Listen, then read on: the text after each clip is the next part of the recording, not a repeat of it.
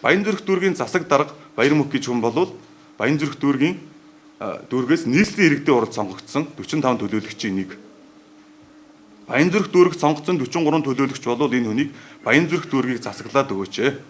Сайн ажиллаарай гэд 2.5 жилийн өмнө сонгосон энэ хүн өнөөдөр Баянзүрх дүүргийн иргэдийн хуралд 10 дугаар хуралдаан гэж сая 3 сард 10 удаа хуралдахад энэ хүн биеэрээ 4 удаа суусан.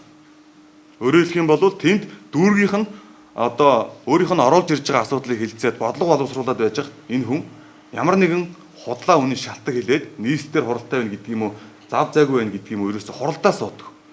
Яагаад дүүргийн асуудлыг тэнд төлөөлөгч нар нь иргэдээ сонгогдсон хүмүүс нь хэлцэж байхад энэ хүн хуралдаа суудаг юм бэ?